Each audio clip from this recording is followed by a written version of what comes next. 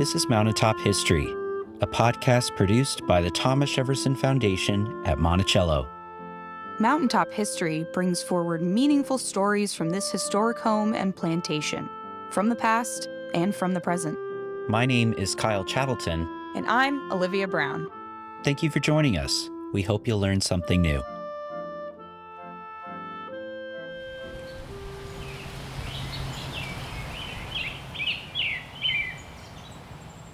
This is the soundscape of present-day Mulberry Row, the center of life for enslaved people at Monticello during the 18th and 19th centuries.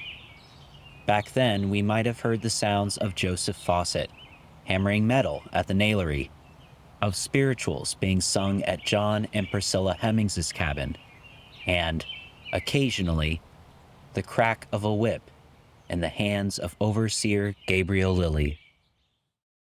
The sounds from the past communicate an inherent contradiction, that the man who wrote "All men are created equal," Thomas Jefferson, enslaved over 600 human beings throughout the course of his lifetime. Ashley Hollinshead, full-time guide and house tour supervisor at the Thomas Jefferson Foundation, explains. So we are standing here along Mulberry Row. And one of the questions visitors ask us often, almost daily, is how is it possible that Thomas Jefferson, the author of one of the greatest expressions of human rights, how is it possible that he owned people his entire life? Ultimately, Thomas Jefferson struggled with the institution of slavery. Slavery is in and of itself an inherently violent institution, and the coercion of the whip fundamentally lay behind the workings of the plantation, even here at Monticello. And so when Jefferson wrote that slavery was evil, he spoke from personal experience.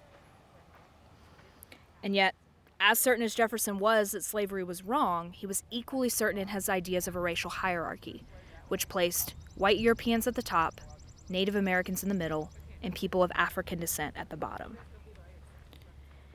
And while Jefferson wholeheartedly embraced these emerging ideas, he wasn't the first person to hold them, nor was he the last. And in 1865, when the legal institution of slavery was abolished, these ideas of a racial superiority remained. And while today we know that these ideas have no basis in science or fact, they have nonetheless had a major impact throughout American history. And over the past few years, we can see that the United States still struggles with this legacy of slavery, racism. And race and racism are just some of the ways in which our society today is still linked with Jefferson's society over 200 years ago.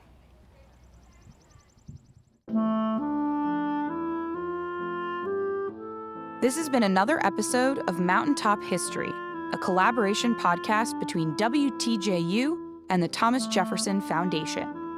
This episode of Mountaintop History was made possible in part by a major grant from the National Endowment for the Humanities. Join us for new episodes every 2 weeks on Apple and Google Podcasts, Stitcher, and the Virginia Audio Collective.